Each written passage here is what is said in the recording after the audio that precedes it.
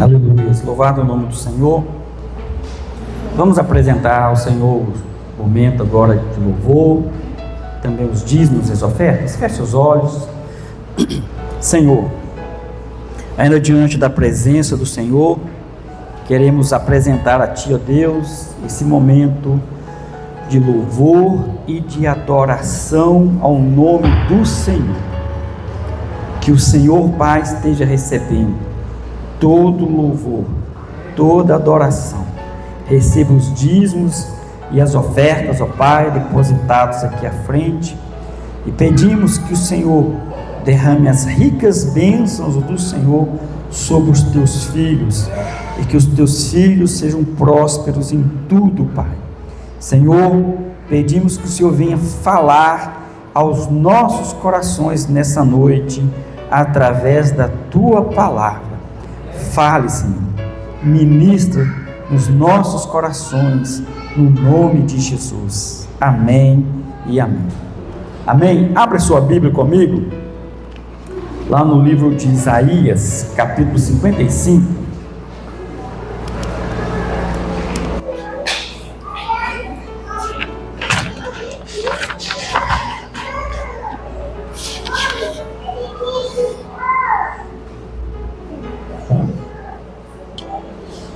Isaías, capítulo de número 55, nos fala assim a palavra do Senhor: a todos vós, algumas versões talvez está assim, ó todos vós. Tem alguma versão assim? Ó todos vós? Tem ali? Amém. Na minha está, a todos vós, os que tendes sede, vinde às águas, e vós, os que não tendes dinheiro, vinde e comprai e comei. Sim, vinde e comprai, sem dinheiro e sem preço, vinho e leite. Porque gastais o dinheiro naquilo que não é pão, e o vosso suor naquilo que não satisfaz? Ouve-me atentamente, comei o que é bom, e vos deleitareis com finos manjares.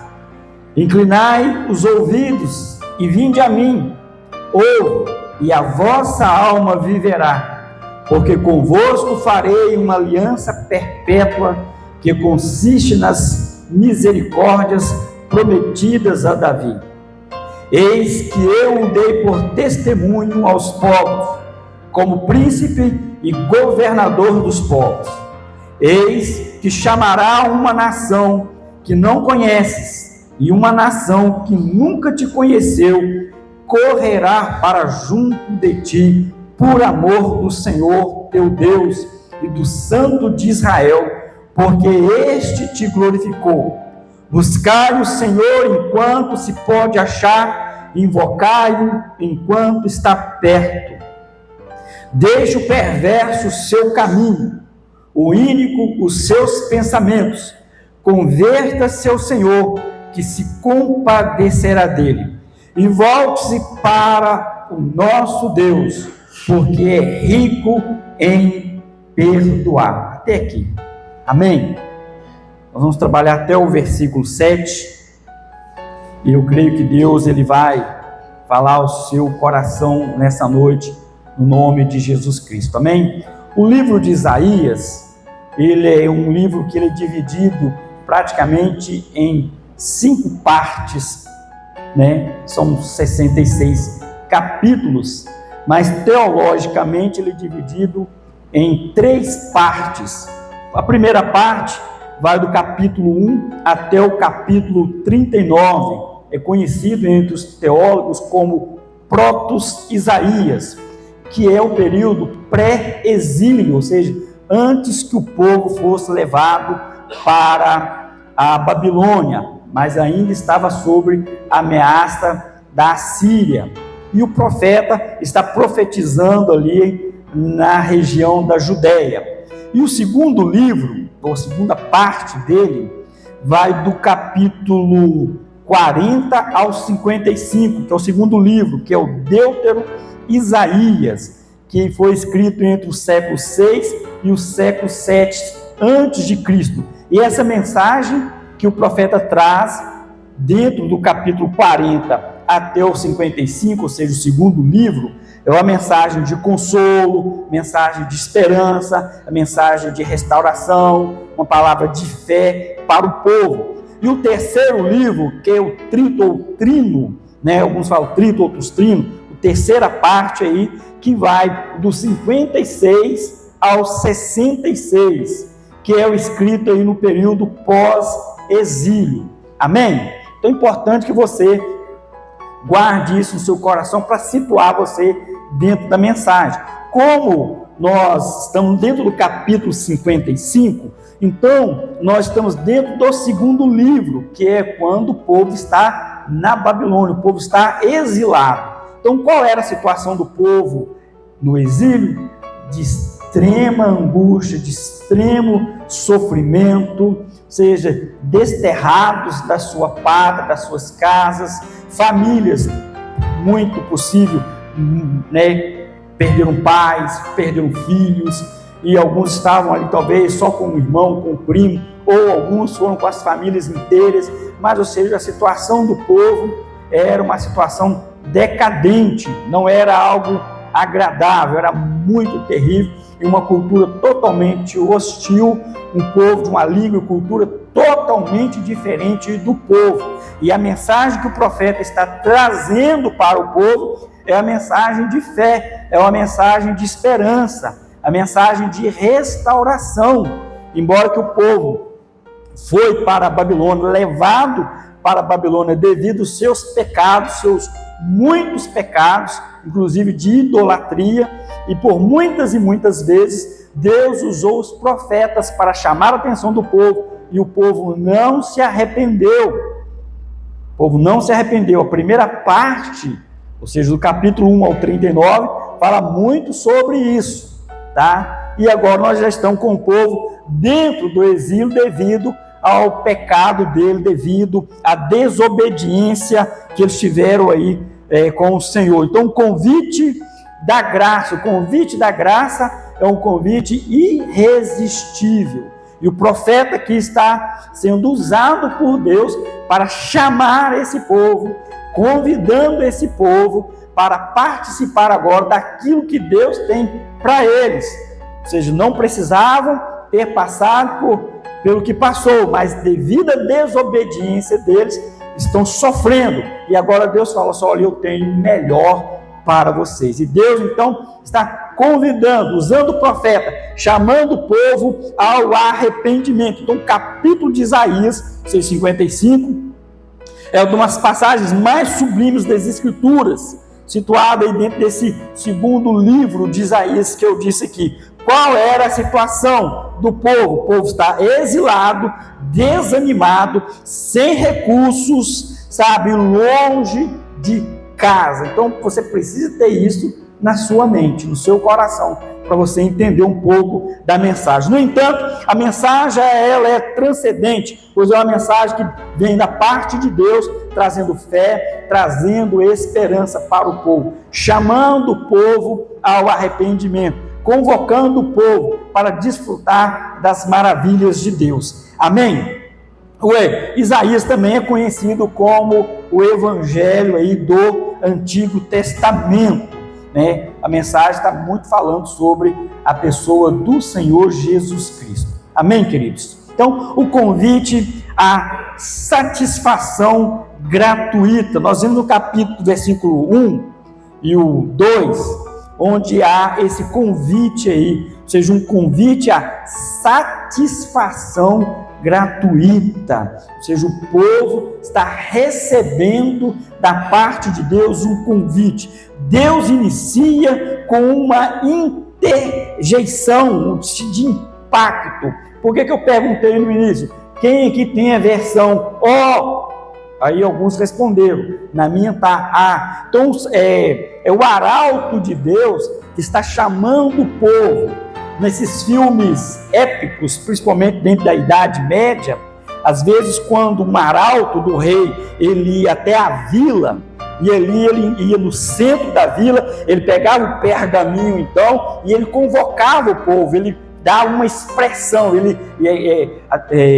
aqui é uma expressão de estar chamando a atenção do povo, de um povo que está o quê? Distraído, né? Quando nós às vezes passamos na praça ali de Ipatinga, não tem aqueles camaradas que ficam pulando dentro de uma roda, fica lá, eu vou pular dentro da roda, e vai juntando gente, aí vai vendendo aquelas geleias, aquelas pomadas para reumatismo, cansaço, coisa de velho, aquelas coisas de velho, não é? E fica ali, a gente fica doido para ir pular dentro daquela roda, e vai chamando, a atenção vai chamando, e ele nunca, não sei se pula dentro daquele negócio ali, aquela roda com um monte de faca. Ou seja, é uma forma que ele tem de atrair a atenção do povo. Então, aqui no início, é isso que o profeta está fazendo. O arauto, ele está fazendo, chamando a atenção do povo distraído. Por que o povo estava distraído? Porque o povo estava pensando na ruína deles. O povo estava olhando para a miséria deles. Só sofrimento, desterrados, longe das suas casas, longe de parentes. Alguns perderam parentes na invasão da Babilônia, outros perderam parentes no decorrer da viagem, ou seja, do translado do povo, que era tudo a pé, não era de avião, não era de navio, era a pé, e muitos morreram nisso, e ou seja, muitos estavam lá só, desterrados das suas casas, das suas famílias, da sua pátria, uma situação difícil. Então eles estavam com toda a atenção voltados para a dor deles, e o profeta está chamando a atenção. Prestem atenção, ouçam o que eu tenho a dizer a vocês. É mais ou menos isso que o profeta está fazendo aqui para chamar a atenção. É um grito de um arauto, ou de um vendedor de ruas, né, que está atraindo a atenção do povo, e quando então o povo volta toda a atenção agora para o profeta. E ele começa então, né, a condição aqui para o convite. Ele está convidando o povo, ele tem um convite a apresentar ao povo, um chamado, uma intimação, um convite para o povo. Mas esse convite tem dois requisitos básicos para esse convite. O primeiro é sede e também pobreza. Olha no início aí: a todos vós os que têm sede, vinde às águas, e vós os que não tendes dinheiro, vinde comprar e comer. Sim. Então percebe? Para esse convite há dois requisitos básicos: sede e pobreza. Qual era a situação do povo? O povo estava desamparado, longe das suas casas, da sua terra. Todos vós os que têm sede, o convite não é para os autossuficientes, mas para os necessitados. Sede aqui não é sede dessa água, é a sede espiritual. Não é sede só de água, uma sede física, mas uma sede espiritual. É uma sede onde o convite não é para aquelas pessoas que se vangloriam, os autossuficientes, que não precisam de ninguém, que não precisam de Deus, mas o convite é para os necessitados. Tem algum necessitado aqui nessa noite? Eu sou um desses que me incluo aqui. Então a sede espiritual é um reconhecimento da carência de Deus.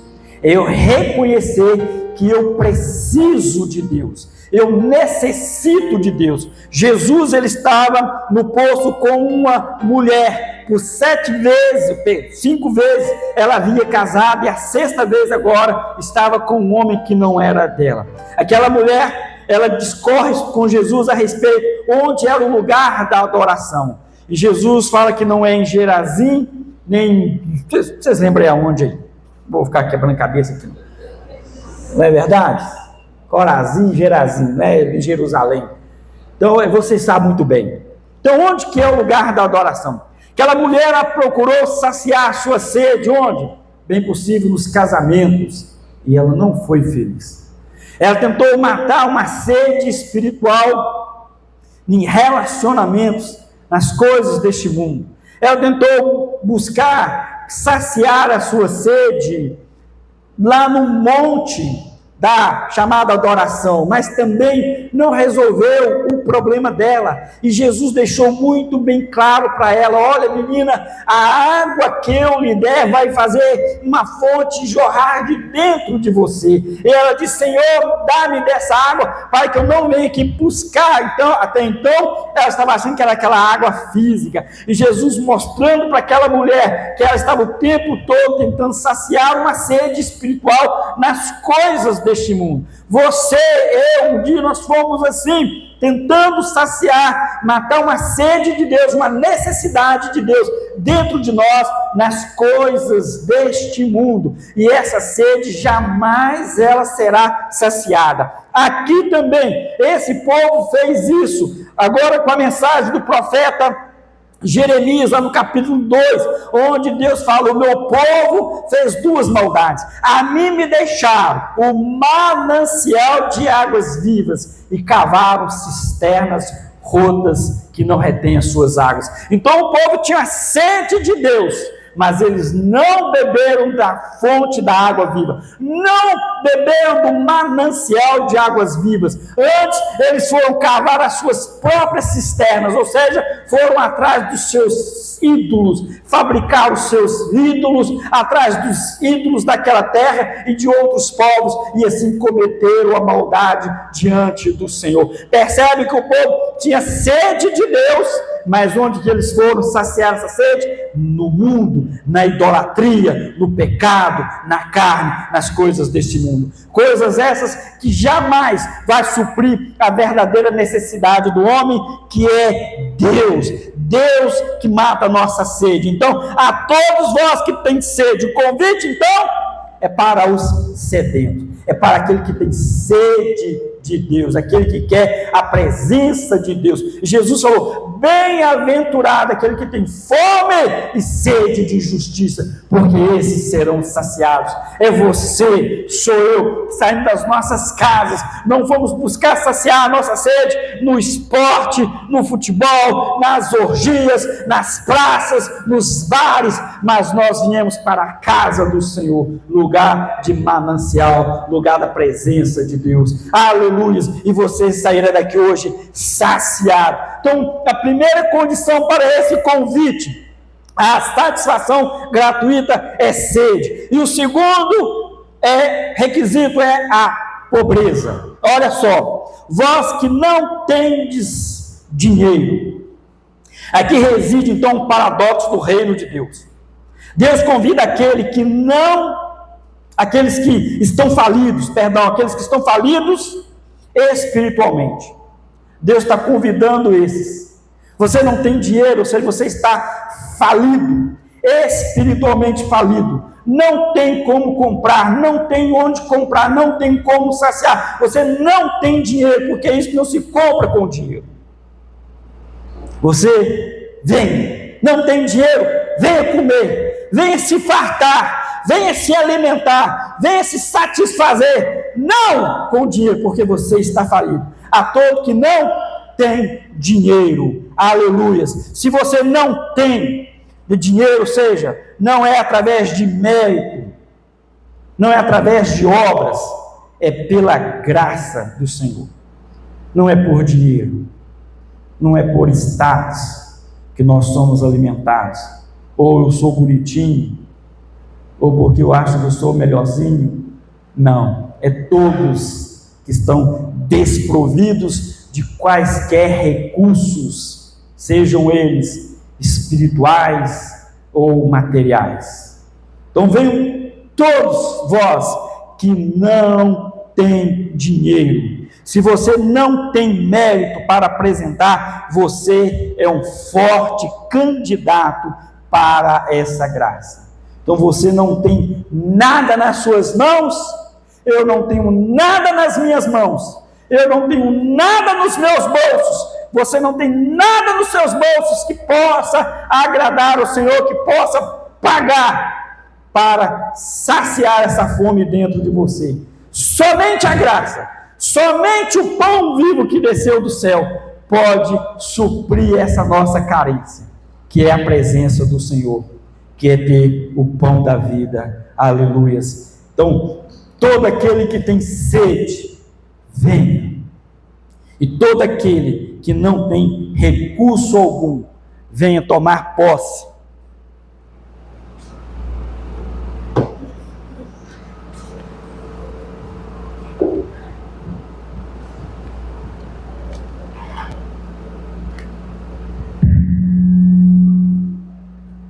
Aleluias. Venha tomar posse daquilo que o Senhor tem. Tira só um pouquinho do retorno, por gentileza. Venha tomar posse daquilo que o Senhor tem para você nessa noite. Amém? A natureza da oferta, olha, água, vinho e leite representam o essencial. O que é o essencial? Algo que é indispensável. Então, a água, o vinho e o leite representam aquilo que é mais essencial. A água, você está com sede, se te der qualquer outra coisa, não vai suprir a sua sede.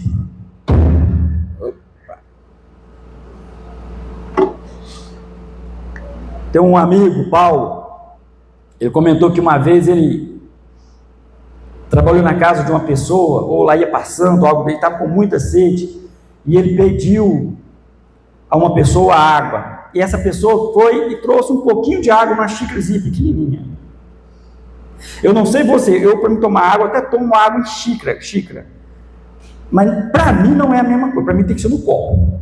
Eu até tomo ali, mas não é a mesma coisa, para mim tem que ser no copo. Que é questão psicológica, né? E ele comentando que um dia ele pediu essa água, a pessoa foi pedir trouxe uma canequinha pequenininha. E aí a pessoa, quer mais? Eu falei, quero. Aí a pessoa ia lá no fundo, trazia outra canequinha. Aí depois ia lá no fundo, trazia outra canequinha e falou assim, no dia que essa pessoa passar na porta da minha casa e me pedir uma caneca de água, eu vou mostrar para ele como que faz. Se você está com sede, o que mata a sua sede é água. Não adianta te dar refrigerante.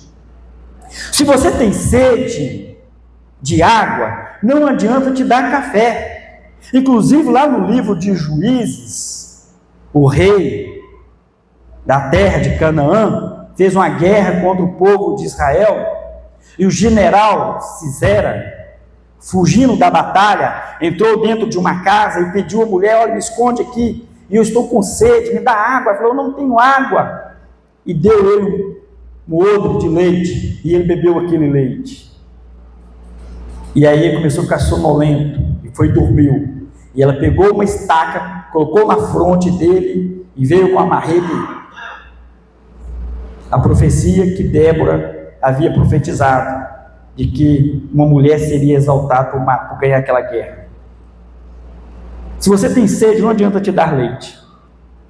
Não adianta você querer correr aqui e ali atrás de preencher uma necessidade dentro de você chamada Deus. Não é nas coisas deste mundo. Então, água fala do essencial. Deus é essencial, é fundamental, é a natureza mais importante que nós possamos buscar e ter sobre as nossas vidas. Alegria, ou seja, vinho que fala de alegria. Vamos voltar aqui, onde estava o povo? Qual era a situação do povo? O povo estava triste, distante de Deus, afastado de Deus, mas sede agora de Deus, mas buscando nas coisas deste mundo. Não tinham alegria nenhuma, e Deus está prometendo para eles agora restauração, alegria. E não só isso, fala sobre o leite. E leite, meus queridos, é o sustento, é sustento nutritivo. Quando a criança ela nasce, a primeira coisa que dá, leite. Até 6 meses é o quê? Leite. Por quê? Porque é nutritivo. Só o leite para a criança basta até 6 meses. Olha que coisa maravilhosa. E Paulo fala para a igreja de Coríntios, eu dei vocês leite, ou seja, aquilo que é nutritivo. Não dei a vocês ainda um alimento mais forte, porque vocês ainda não têm condições, porque vocês ainda são crianças espirituais. E o convite que o Senhor faz para A igreja faz para Israel: venham beber d'água, venham beber desse vinho, venham beber desse leite. Ou seja, nós precisamos daquilo que é essencial para as nossas vidas: a água, a presença de Deus sobre as nossas vidas. Nós precisamos dessa alegria do Espírito de Deus sobre as nossas vidas. Nós precisamos da palavra de Deus. Pedro fala: desejai ardentemente, como crianças recém-nascidas, o genuíno leite espiritual, que é a palavra de Deus. É aquilo que está nutrindo as nossas vidas, é aquilo que está deixando a igreja de pé, é aquilo que te mantém de pé, a palavra do Senhor. Aleluias! É isso que nós precisamos. Era isso que o povo estava precisando aqui. Aleluias! Vós que não tendes dinheiro, nós já falamos dessa parte, né? Sem dinheiro e sem preço. A salvação, ela é gratuita para nós, mas custou tudo para Deus, custou o Filho dele. E nessa noite nós estamos trazendo à memória esse sacrifício do Senhor Jesus. A salvação pela graça, mas essa graça custou algo, custou o sangue do Senhor Jesus Cristo. Aleluias, amém? Aí ele faz uma crítica a todo o esforço humano. O profeta agora, nos versículos seguintes, ele vai fazer essa crítica: qualquer tentativa humana de chegar a Deus, qualquer tentativa humana de querer agradar a Deus por esforços próprios. Ele faz uma crítica a esse esforço humano para ser salvo independente de Deus. Porque gastais o dinheiro naquilo que não é pão? Essa é a crítica. Por que vocês estão gastando dinheiro naquilo que não é pão? O profeta ele questiona a inclinação humana de buscar satisfação em ídolos, prazeres efêmeros e conquistas materiais que só deixam a alma vazia. Então o profeta está criticando o povo, está exortando o povo, porque eles não queriam buscar a presença de Deus, estavam se esforçando para serem melhores, buscando realizações materiais, buscando realizações financeiras, familiares, sem a presença de Deus. Se a igreja entrar por esse caminho, a igreja vai errar, porque Jesus ele disse: sem mim nada podeis fazer. Então não adianta, meu querido, tentar ser salvo sem Jesus. Jesus deixou bem claro: eu sou o caminho, eu sou a verdade e a vida, e ninguém vem ao Pai a não ser por mim. Então qualquer tentativa humana, qualquer esforço está errado. E o profeta está criticando o povo, porque lá no meio desse povo exilado havia também os falsos profetas, que estavam profetizando cura, que estavam profetizando libertação, que estavam profetizando ali prosperidade para o povo, fora do tempo de Deus, sem Deus mandar. Só coisas boas, tudo, mas sem Deus. Há muitos que estão por aí fazendo isso aí, mas sem Deus, sem a presença de Deus. Então o convite, a aliança, do versículo 3 ao versículo 5. O convite não é apenas para uma refeição momentânea, mas para um relacionamento com o Senhor. Então olha comigo do versículo 3 até o versículo de número 5. Inclinai os ouvidos e vinde a mim. Ouvi, e a vossa alma viverá. Porque convosco farei uma aliança perpétua que consiste nas fiéis misericórdias prometidas a Davi. Eis que eu o dei por testemunho aos povos, como príncipe e governador dos povos. Eis que chamarás a uma nação que não conheces, e uma nação que nunca te conheceu correrá para junto de ti, por amor do Senhor teu Deus e do Santo de Israel, porque este te glorificou. Então, nós vimos aqui esse convite a uma aliança eterna. E esse convite não é simplesmente para o finalzinho de semana, para um domingo, para uma vigília ou para uma escola dominical. É um convite para um relacionamento eterno. É um convite onde nós vamos morar nas mansões celestiais. É um convite para desfrutar de finos manjares, desfrutar do melhor que Deus tem para nós. Não no final de semana, não em um momento isolado, um momento ímpar na vida. Porque aquele dia? Não, é todos os dias. É comunhão, é relacionamento com o Senhor. E Deus, Ele fala dentro da palavra dele, desse relacionamento que Ele está tendo com Israel. Assim também Jesus com uma igreja. Então uma igreja do Senhor Jesus, ela precisa buscar esse relacionamento com Ele. Não encontros esporádicos, porque nós somos a noiva, não uma prostituta.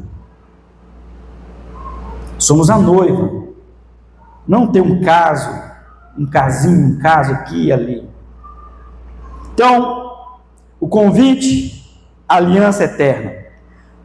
E aí tem dois requisitos também: a necessidade de ouvir. Inclinai os vossos ouvidos e ouvir. Ouvir aqui fala de ouvir atentamente. Ouvir de prestar muita atenção. Mas não é só isso, é um ouvir de obedecer. É um ouvir de relacionamento. A vida espiritual começa pelo ouvir. Sabia disso?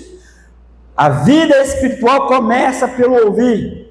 O crer vem pelo ouvir e ouvir a palavra do Senhor. E a palavra de Deus aqui é muito clara em dizer isso: inclinai os ouvidos e vinde a mim, ouvi e a vossa alma viverá. Aleluias. Para se ter aceitar essa aliança eterna, esse convite para uma aliança eterna, nós temos que ouvir a palavra do Senhor, nós temos que prestar atenção à palavra do Senhor, e aí o Senhor vai operar essa salvação na sua vida, na minha vida. Então, a fé vem pelo ouvir e ouvir a palavra. Ouvir aqui implica em obediência e atenção profunda. Prestar atenção à palavra do Senhor, para que os nossos passos não venham se desviar, nem para a direita e nem para a esquerda, mas manter os nossos olhos fixos no autor da nossa fé, que é Jesus Cristo. Então ouvir é ouvir e obedecer. Ouvir prestando atenção. Ouvir é praticar. É o que Jesus diz: aquele que ouve e pratica. Então ouvir não é só ouvir como um sussurro, como uma coisa, eu acho que parece tão alguma coisa. Não, eu ouvi, prestar atenção e obedecer. Obedeça a palavra do Senhor. Outro ponto para essa aliança eterna, aliança com Davi: olha, farei convosco uma aliança eterna, as fiéis misericórdias prometidas a Davi. Deus estende as suas promessas feitas ao rei e a todo o povo, e isso também para o Messias, o Filho de Deus, que estabeleceria aqui um reino de quê? De graça inabalável. Então Deus está chamando o povo no exílio. Ouve a minha palavra, prestem atenção, inclinem os seus ouvidos, e eu vou firmar com vocês uma aliança eterna, uma aliança perpétua, como eu fiz com Davi, como eu fui com Davi, eu farei com vocês essa aliança. Então nós precisamos disso. Nós queremos as bênçãos de Deus, nós queremos as promessas de Deus, nós queremos os favores de Deus. A condição: ouvir a palavra do Senhor atentamente, e aí nós vamos desfrutar dessas bênçãos que o Senhor tem para as nossas vidas. Aleluias. Outra parte aqui do versículo de número 6, onde nos fala: buscai o Senhor enquanto se pode achar, e invocai-o enquanto Ele está perto. Buscai ao Senhor enquanto se pode achar.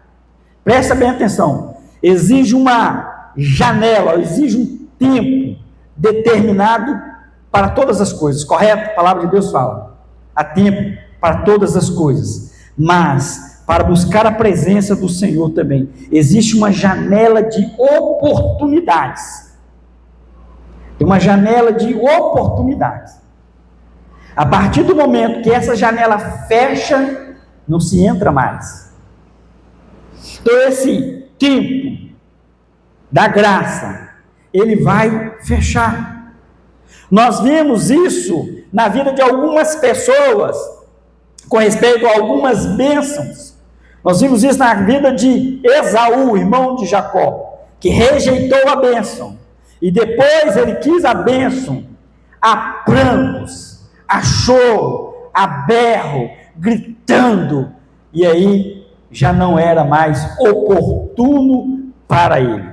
E o texto fala: buscai o Senhor enquanto se pode achar. Então é essa janela de oportunidade. Embora Deus seja sempre misericordioso, o coração do homem pode se endurecer. O que endurece o coração do homem? Pecado. O pecado, ele endurece o coração do homem. O homem, ele vai ficando insensível à voz do Espírito Santo.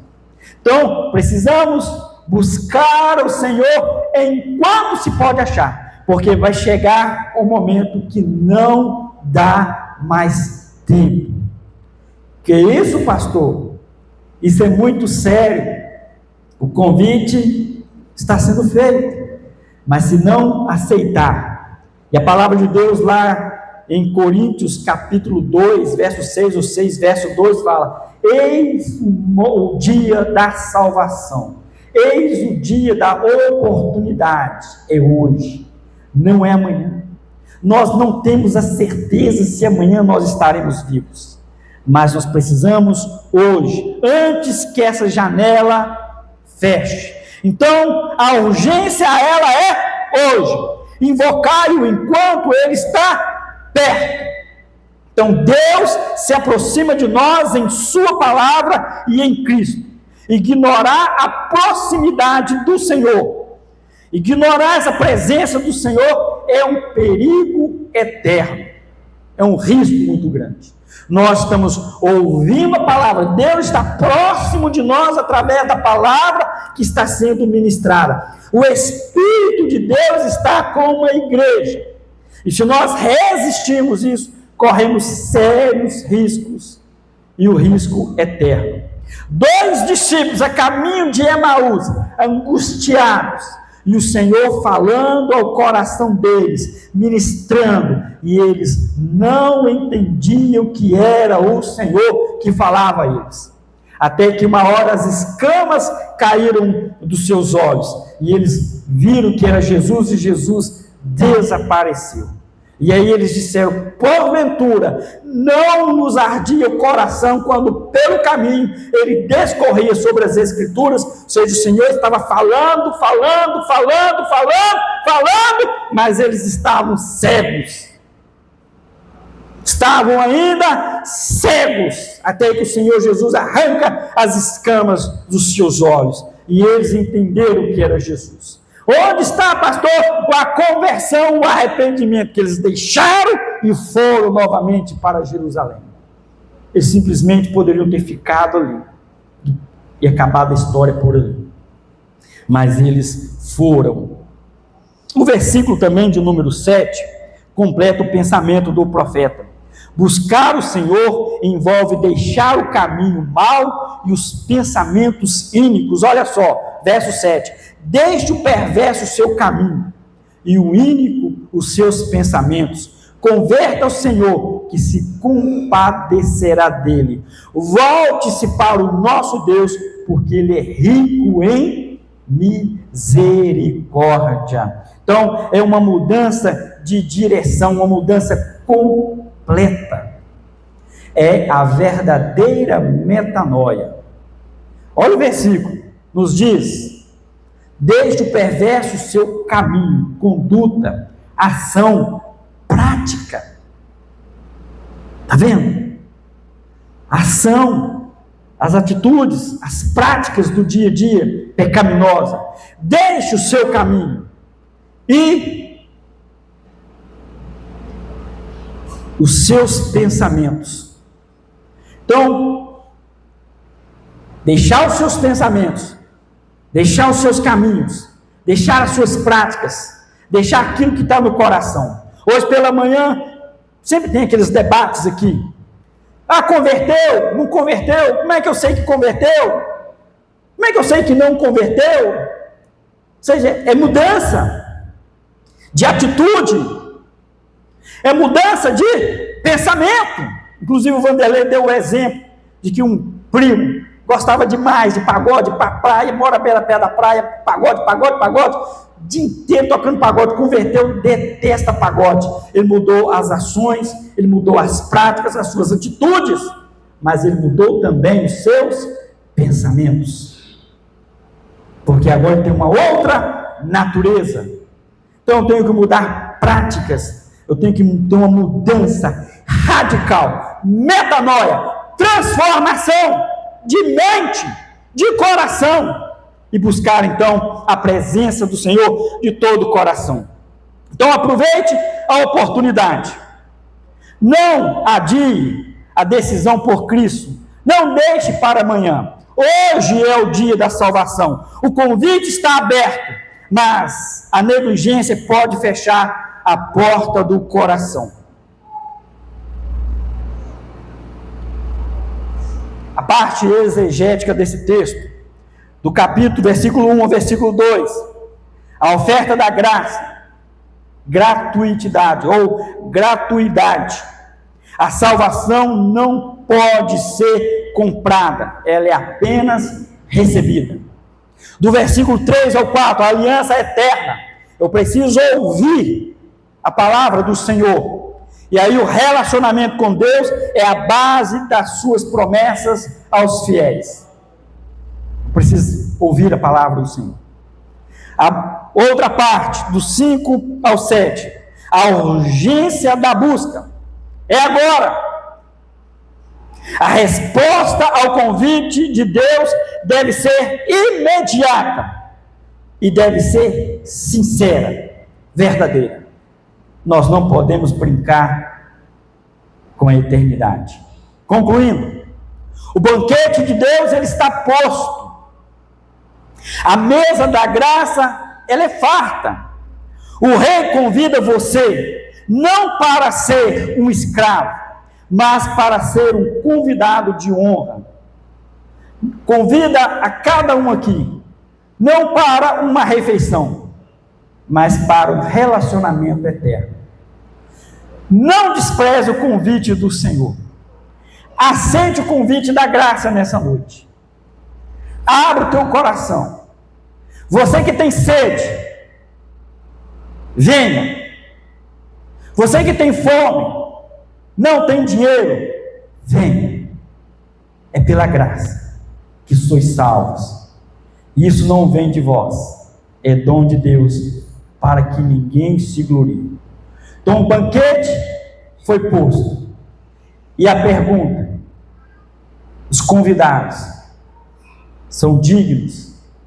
O Senhor da grande ceia, lá no livro de Lucas, diz: aqueles que rejeitaram o meu convite, jamais provarão da minha ceia. Não vão provar. Se rejeitou o convite, não tem como participar desse banquete. Feche seus olhos, a equipe de louvor, pastor Josamias, a equipe de diáconos, por gentileza, já tomam seus lugares aqui à frente. Eu quero fazer uma oração. Logo após, o pastor Josamias vai apresentar os elementos da ceia. Louvamos o nome do Senhor. porque o Espírito do Senhor tem falado aos nossos corações. E estamos aqui nessa noite para desfrutar desse banquete que o Senhor preparou para nós. Não só esse momentâneo, desse momento agora, mas do que nós já aceitamos, que estamos trazendo à memória nessa noite. Obrigado, Senhor. Se alguém que ainda não fez essa aliança com o Senhor, que venha abrir o coração e aceitar o Senhor como Senhor e Salvador da vida deles, ó Pai, no nome de Jesus, amém e amém.